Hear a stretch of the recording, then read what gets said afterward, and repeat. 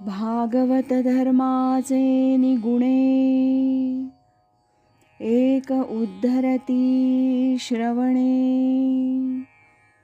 एक तरती पठणे,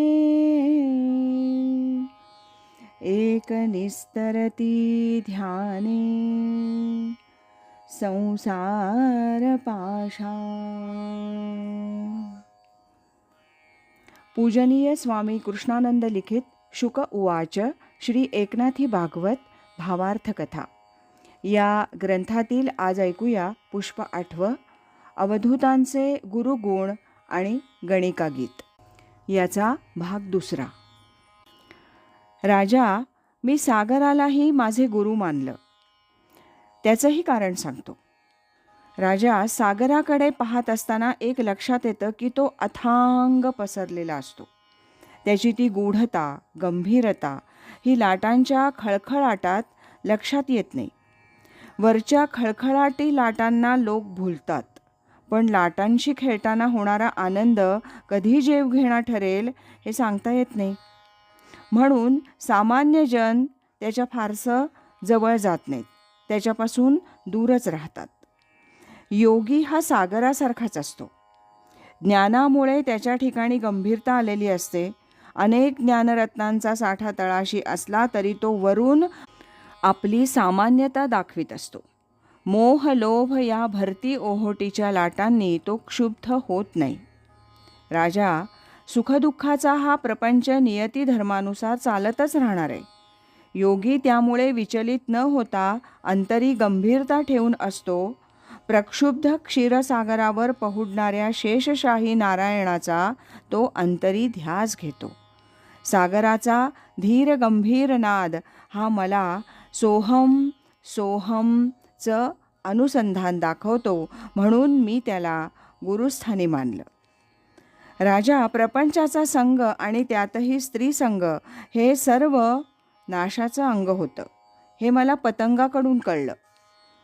मागे मी तुला गुणमयी मायेबद्दल सांगितलं। ती माया दिसत नाही हे खरं आहे, पण ती माया हीच स्त्रीची काया हे लक्षात घे। निर्गुण मायेचं हे सगुण रूपच म्हणावं।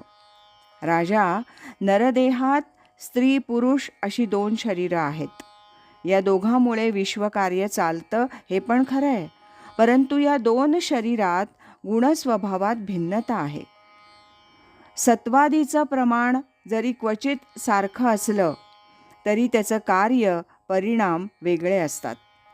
भावभावनांचा विलास, सौख्य भोगाचा छंद हा नारी मनाला स्वभावतःच जास्त असतो।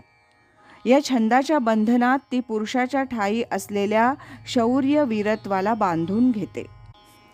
स्त्रीच्या प्रकृतीसुलभ मोहमयतेला पुरुष भुलतो आणि भोगाकडे खेचला जातो, त्यातच तो फसतो। पतंग असाच ज्योतीवर झडप घेतो आणि स्वतःचे प्राण गमावून बसतो। राजा, या कारणासाठी मी पतंगाला माझा गुरु केलं। राजा, जेव्हा मी भ्रमराला पाहिलं, त्याचं अवलोकन केलं, तेव्हा तोही मला गुरुस्थानी वाटला। भ्रमर म्हणजे भुंगा होय। तो एका फुलावरून दुसऱ्या फुलावर सारखा फिरत असतो। फुलांच्या पाकळीवर अलगद बसून त्या फुलातील मधुसेवन करतो। त्याची मधुकर वृत्ती संन्याशाची आहे। संन्यासी योगी असाच सर्वत्र हिंडतो, कुणाला न दुखावता तो मिळेल ते घेतो। भ्रमराची ही वृत्ती मला आदर्शाची वाटली। पण राजा, तोच भ्रमर कमळाच्या फुलावर बसला की त्या मधुसेवनात इतका मग्न होतो की सूर्यास्त होतो आहे, कमळ मिटू लागलं आहे याचं त्याला भान राहत नाही।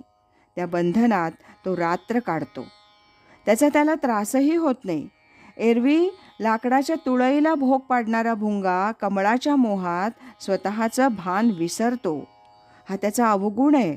पण राजा, मला तोही गुणच वाटला, कारण योगी सर्वत्र हिंडत असता त्यांचं आत्मभान जागृत असतं आणि त्या स्थितीत त्यांचं देहभान हरपतं। तो त्या आत्मस्थितीशी एकरूप होतो। या गुणाअवगुणामुळे मी भ्रमराला गुरुस्थानी मानलं। राजा, मी 2 प्रकारच्या मक्षिकांनाही गुरु म्हणून स्वीकारले। एक घरात फिरणारी माशी आणि दुसरी मधमाशी.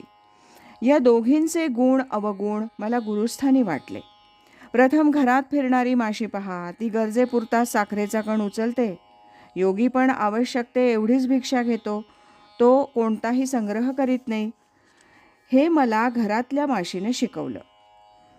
आता मधमाशीचं पहा, तिच्याकडे पाहिलं की लक्षात येते ती दूर दूरहून मध गोळा करून आणते आणि मोहळात साठवून ठेवते. आपल्या सख्यांनाही याच मोहात सहभागी करून घेते आणि मोहळांचं संरक्षण करण्याकरता या सर्व मोहळाला चिकटून बसतात. त्यांना दूर जावंसं वाटतच नाही. पण जेव्हा कोणी एखादा मध घेण्याच्या उद्देशानं ते मोहळ जाळतो, तेव्हा त्या मधमाशांचं मरण ठरलेलंच असतं. त्यावेळेला जीव वाचवण्याचे त्यांचे प्रयत्न व्यर्थ ठरतात. सर्व संग्रहवृत्ती ही नाशाकडेच नेते, हे मला मधमाशीकडून शिकायला मिळालं. म्हणून दोन्ही मक्षिकांना गुरुस्थान दिलं आहे. आज एवढंच. यानंतरचा तिसरा भाग आपण उद्या ऐकूया. नमो व्यासमूर्ते नमो शुकदेवा, दिला मुमुक्षुसी त्वा अक्षय ठेवा. कथा भावरूपे घडली हाते, करी समर्पित गुरुचरणाते. हरि ओम तत्सत.